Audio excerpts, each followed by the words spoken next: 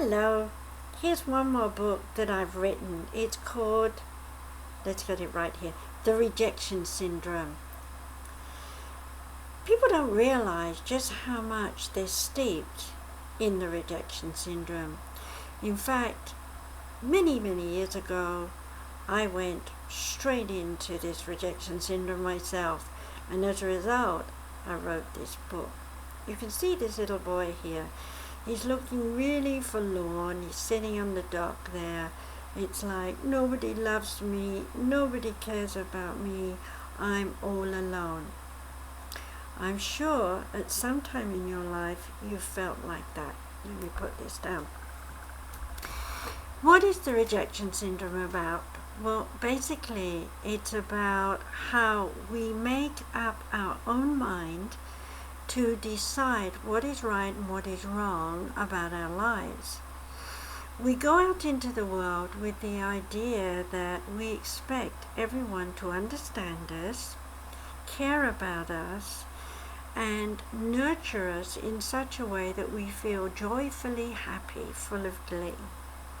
Well, of course, as children, in the first few years of our life, generally speaking, that is, we find there's lots of people around us who are saying, wow, you're a clever child, you did all sorts of things that are wonderful, and we feel very happy and safe. And then we go to school and the teacher says, no, you didn't spell that word right, and oh, you don't fit in with that class there, you have to go into another grade because you're not clever enough.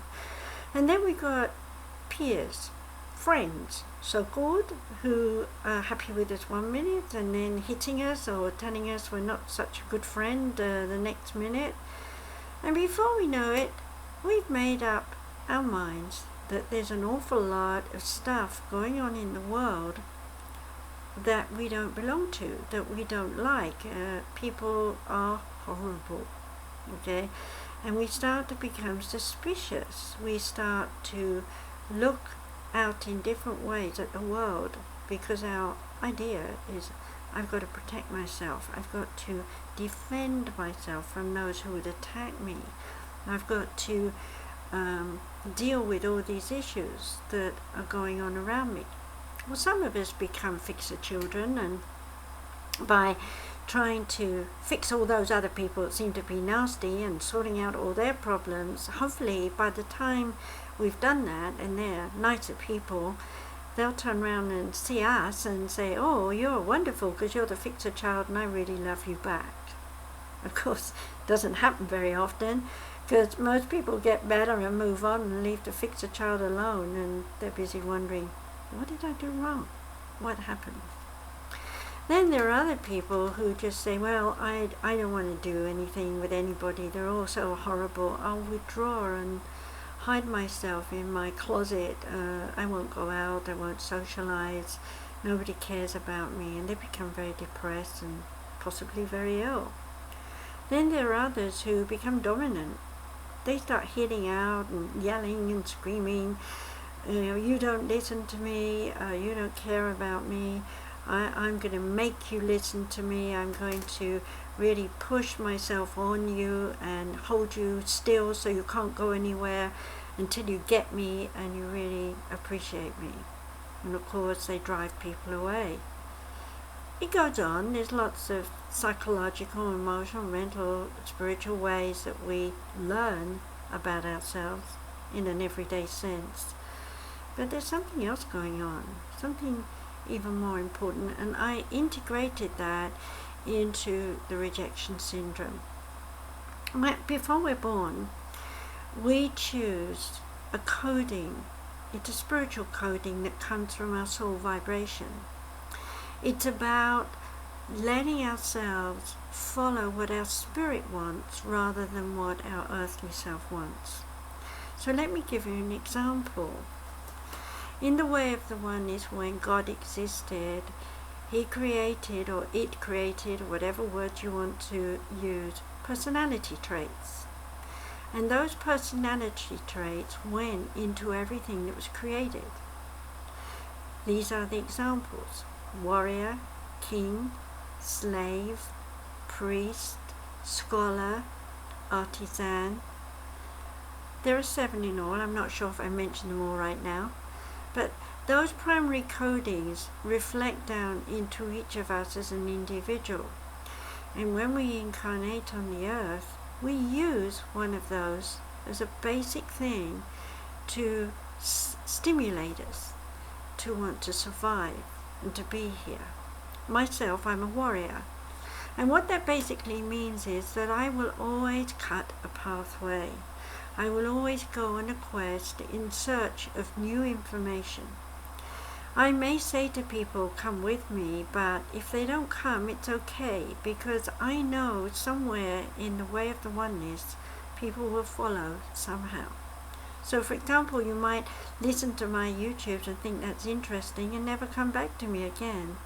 But you will have gotten a little bit of something from me, and that little bit of something will have helped you, and you will go on to share that with someone else.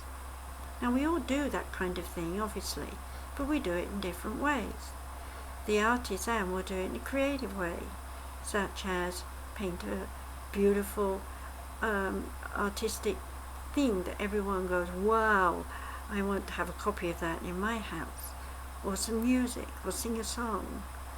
Or maybe the artisan invents a cure for AIDS. No, it doesn't have to be all art. It can be design, it can be anything. But whoever it is, they'll bring something to the earth that's important.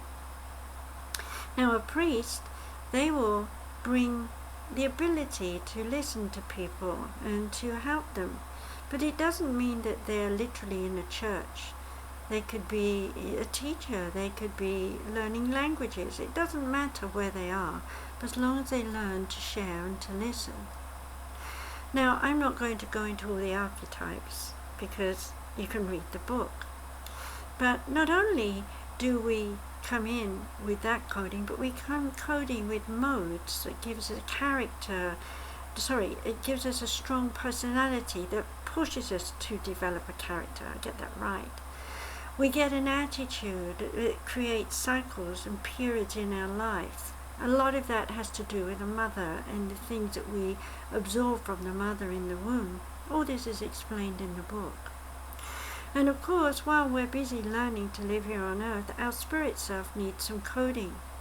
We might have a high intellectual, which means we're very emotional on earth, whereas we may have a high emotional, which means we're very intellectual and we're very psychic. Others may not, may have normal, what we call normal coding, which means they're just everyday kind of Joe and Mary, and they go about their business doing their own thing, but some part of them is listening to their spirit, but they're not so psychic. We all have what we call a chief feature, which is something negative. For example, mine is aggression. I like to be stubborn. I like to be fixed on what I do, and I use that. So when everybody else is saying, it can't be done, I'm saying, oh yes, where there's a will, there's a way. So if you're interested in knowing more about your spirit and the coding you gave yourself to come here and live in this world, and integrate that with the psychology of who you are today, then the rejection syndrome will give you all the information you need. A lot of people, having read the book, do write to me and ask me to do their soul reading. And I can do that. I don't have to have you with me. Because I'm a medium and because I'm so much in tune with the oneness, I can tap into who you are and I can explain everything to you. Most of the people that had it done say that it's like having 2 years of psychology, counseling and awareness in 1 hour, 2 hour session. So if you want to do that, you can go to my website, which is www.sumariscenter.com. That's sumariscenter.com, and you'll find that you can contact me, or you can contact me on my email, drmargaretrvc@gmail.com. And I'll just remind you that I do have a radio show called Journey into the Unknown World on Web Talk Radio. I'm sure you can find the links below. So, once again, if you're interested, here's the book so you can see it, The Rejection Syndrome. It's available on Amazon. Sorry, had a block there. Available on Amazon, and it's also an ebook, and if you're going to a bookstore you can also get it there. So, The Rejection Syndrome. Find out why you think the way you think and what your spirit is doing. So until we meet again, stay well.